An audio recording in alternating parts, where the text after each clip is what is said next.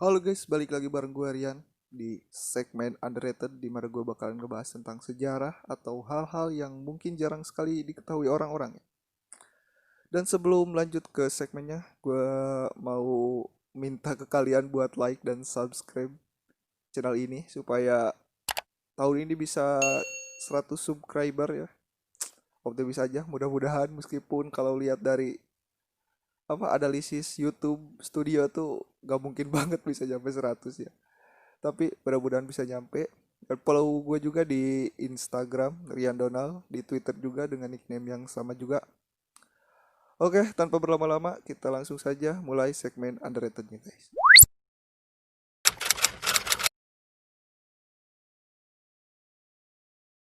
Oke guys, yang pertama yang bakal gue bahas kali ini adalah sejarah mata uang Zimbabwe, yang dimana mata uang Zimbabwe menjadi salah satu mata uang yang tidak berharga sekali di dunia, bahkan di negaranya sendiri ya. Jadi kalian bayangin aja, mata uangnya Zimbabwe di negaranya sendiri itu tidak berharga sama sekali ya. Ya, ini disebabkan karena krisis ekonomi yang menimpa Zimbabwe ya, sama seperti krisis ekonomi yang ada di negara-negara lainnya. Hanya saja krisis di Zimbabwe itu berkepanjangan dan sangat parah ya. Yang menjadi dasar krisis ekonomi itu terjadi karena Perdana Menteri Zimbabwe saat itu, yaitu Robert Mugabe, melakukan kebijakan-kebijakan yang salah ya. Bisa dibilang salah lah. Karena itu pengolahan industri seperti pertanian ataupun pertambangan pada saat itu yang dikelola oleh orang-orang kulit putih ya, itu ditarik, dan bisa dibilang itu seperti mengancam ya orang-orang kulit putih untuk memberikan lahannya kepada orang-orang pribumi ya, yang dimana orang-orang pribuminya saat itu ya tidak bisa mengolah lahan tersebut, sehingga menjadi pengolahan lahan yang sangat tidak efektif ya.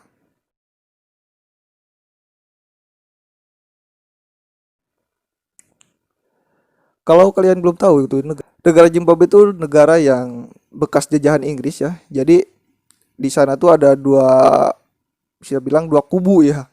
Jadi orang-orang kulit putih sama orang-orang pribumi ya. Nah, jadi untuk pengolahan lahan seperti pertanian dan pertambangan tuh dilakukan oleh orang-orang kulit putih ya. Kalau lahan jadi tarik, tentu saja orang-orang kulit putih gak bisa ngolah lahan tersebut, dan orang pribumi juga gak bisa ngolah gitu, jadi malah nganggur gitu. Dan korupsi besar-besaran juga menjadi dasar untuknya ekonomi Zimbabwe, karena kebutuhan pangan yang besar, karena pengolahan pertanian tadi tidak efektif dan bisa dibilang nganggur juga. Jadi negara Zimbabwe itu membutuhkan pangan yang sangat besar, dan akhirnya mereka harus melakukan impor ya. Dan salahnya, untuk menutupi biaya impor tersebut, Bank Sentral Zimbabwe itu terus mencetak uang ya. Jadi cetak uang terus, yang pada akhirnya terjadi inflasi yang sangat besar. Kalau kalian gak tahu inflasi itu apa, inflasi itu jadi kenaikan suatu barang secara terus menerus dalam jangka waktu tertentu ya. Tapi kalau yang naiknya tuh satu atau dua barang itu bukan disebut inflasi, tapi kalau barang tersebut berpengaruh terhadap harga barang lainnya seperti BBM ya, itu bisa disebut inflasi ya. Di mana akibat inflasi itu terjadi kenaikan harga yang sangat besar sekali, di mana harga satu barang tuh naik 2 kali lipat per hari. Jadi kalian bayangin aja, kalau kalian beli gorengan hari ini, misalnya hari ini hari Selasa ya, kalian beli gorengan, dan besok hari Rabu tuh harganya jadi 4.000. Misalnya hari Selasa tuh 2.000, dan besok harganya jadi 4.000 ya, dan naik seterusnya seperti itu ya. Dan juga banyaknya pengangguran yang melonjak ya, ambruknya layanan publik, dan menyusutnya ekonomi. Ekonom dari Cato Institute pada saat itu memperkirakan kalau inflasi dari negara Zimbabwe itu per bulannya mencapai 7,9 miliar persen. Itu nolnya banyak banget untuk sebuah persenan ya. Ya, kalau dibandingkan dengan inflasi Indonesia saat ini, tentu saja sangat jauh sekali ya, karena inflasi Indonesia saat ini bisa dibilang, kalau menurut gua tuh kecil ya. Dimana pada bulan Oktober 2020 kemarin itu sekitar 1,44%. Ya kalian bisa lihat di sinilah. Tentu saja ini juga berimbas pada melemahnya mata uang Zimbabwe, di mana 100 miliar dolar Zimbabwe itu hanya bisa membeli 3 butir telur ya. Kalian bayangin 100 miliar itu cuman bisa dapat 3 butir telur ya. Kalau 100 miliar di Indonesia tuh bisa beli Lamborghini 4 biji ya. Bahkan 35.000 triliun, kalian bayangin 35.000 triliun itu nolnya tuh berapa ya? 12 atau 18 ya. Dolar Zimbabwe setara dengan 1 USD ya. Jadi 1 dolar tuh 35.000 triliun ya. Jadi kalau kalian punya duit misalnya 14.000, kan dolar 14.000 ya. 14.000 rupiah, terus kalian tukar ke dolar Zimbabwe itu kalian bisa dapat duit 35.000 triliun ya. Banyak banget itu. Sebenarnya Zimbabwe telah melakukan beberapa kali redominasi ya. Kalau kalian belum tahu, redominasi itu jadi penghilangan jumlah nol di belakang ya. Jadi misalnya kalau Indonesia melakukan redominasi, jadi uang 10.000 tuh jadi 3 angka di belakang itu dihilangin jadi 10 rupiah ya. Itulah redominasi ya. Jadi Zimbabwe telah melakukan beberapa kali redominasi mata uang ya, tapi akhirnya gagal juga karena tadi pencetakannya banyak tapi uang tidak berputar gitu. Jadi malah jadi ya percuma redominasi juga. Daripada pada puncak itu pada 2009 akhirnya pemerintah Zimbabwe itu mengatakan kepada masyarakatnya untuk tidak menggunakan lagi mata uang dari negara Zimbabwe itu, tapi menyuruh untuk menggunakan mata uang negara lain ya. Jadi negara pada 2009 itu Zimbabwe tidak menggunakan lagi mata uangnya sendiri, tapi menggunakan mata uang dari negara lainnya seperti yen ataupun dolar ya. Meskipun kebanyakan yang dipakai di sana itu adalah dolar Amerika ya. Dan katanya Zimbabwe akan mengenalkan mata uang baru ya pada bulan November tahun lalu ya. Tapi gak tahu kelanjutannya gimana karena pas gue cari-cari itu gak ada gitu. Atau mungkin juga gue risetnya kurang mendalam ya. Gak tahu juga sih. Tapi ini menjadi bukti kalau sebuah ekonomi itu bisa berpengaruh terhadap semuanya ya, tentu saja. Dan mudah-mudahan ini tidak terjadi kepada Indonesia ya. Karena ya gimana ya, kalau terjadi apa Indonesia tuh wah parah banget itu. Mudah-mudahan Indonesia tetap berjaya terus maju ya, ekonominya semakin kuat ya, mudah-mudahan. Kita berdoa aja dan mudah-mudahan tidak banyak korupsi ya di Indonesia. Jadi mungkin itu segini saja untuk sejarah mata uang Zimbabwe ya. Mudah-mudahan ini bisa menambah informasi atau wawasan kalian tentang perekonomian dunia ya. Jadi kita lanjut ke pembahasan berikutnya, di mana kita akan pergi ke Jepang. Oke, pembahasan yang kedua kita akan pergi ke Jepang ya, tepatnya di gedung Kementerian Pertahanan Jepang di Tokyo ya.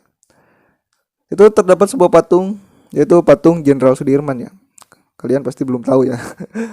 Di mana pada tanggal 14 Januari 2011 itu Kementerian Pertahanan Jepang meresmikan sebuah patung ya, patung Jenderal Sudirman yang merupakan hadiah atau cenderamata dari kunjungan Kementerian Pertahanan Indonesia pada saat itu, yaitu Bapak Purnomo Yusgiantoro.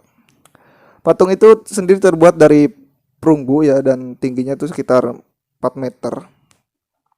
Bapak Purnomo sendiri itu memilih Jenderal Sudirman karena Jenderal Sudirman itu merupakan anggota dari Tentara Pembela Tanah Air atau PETA ya, yang dibentuk atau disponsori oleh Jepang ya pada saat itu, yang bertujuan untuk mengusir penjajahan Belanda dan Portugis. Namun pada akhirnya juga Bapak Jenderal Sudirman tuh memberontak juga ya ke Jepang ya, sebagai sponsor dari PETA sendiri nih. Kementerian Jepang juga setuju untuk meletakkan patung Jenderal Sudirman itu di depan kantor ya. Bayangin di depan kantor pertahanan Jepang gitu. Dan menjadi satu-satunya patung asing yang berdiri di Jepang dan sangat dihormati di sana, tentu saja. Meskipun sudah berdiri dari tahun 2011 ya, patung Jenderal Sudirman itu baru terekspos pada tahun 2015. Mungkin pada saat eh, kedutaan besar Indonesia di Jepang itu diundang secara resmi ya oleh pemerintah Jepang untuk meletakkan karangan bunga di sana ya. Dan pada saat kemerdekaan Republik Indonesia pun, jadi tiap tahun tuh saat kemerdekaan Republik Indonesia tuh banyak sekali orang-orang Jepang yang cinta Indonesia, terus orang-orang Indonesia yang di sana juga itu meletakkan karangan bunga di sana ya gitu. Untuk sebagai penghormatan kepada Bapak Jenderal Sudirman sebagai pahlawan dan tentu saja kepada Indonesia ya. Dan patung Jenderal Sudirman itu yang di Jepang itu menjadi simbol dari hubungan Indonesia dan Jepang ya. Jadi hubungan harmonis kedua negara itu ya. Jadi kalau kalian pergi ke Jepang nanti usahakan ya kalian lihat patungnya di depan Kementerian Pertahanan Jepang ya. Jadi mungkin kalau gua nanti ke Jepang juga ya, mungkin gua bakal ke sana ya. Mudah-mudahan saja ya, karena Jepang tuh menjadi destinasi kedua setelah Arab Saudi ya buat gua. Jadi itulah informasi singkat ya tentang patung Jenderal Sudirman yang ada di Jepang ya. Jadi gue yakin kalian juga belum tahu kalau sebenarnya ada patung pahlawan kita di Jepang ya. Jadi ini juga akan menutup untuk segmen kali ini ya. Mudah-mudahan tentu saja ini berharapan atau bertujuan untuk menambah wawasan gua juga, kalian juga. Dan sebelum mengakhiri video ini, kalian bisa like, share, komen dan subscribe di channel ini ya supaya tahun ini tuh bisa 100 subscriber ya. Enggak 50 subscriber buat tahun ini ya.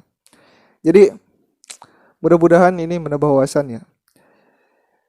Jadi segitu aja untuk video kali ini. Seperti yang tadi gue bilang, jangan lupa like, share, dan subscribe pokoknya supaya 100 subscriber ya. Oke, see you di next video. Bye bye.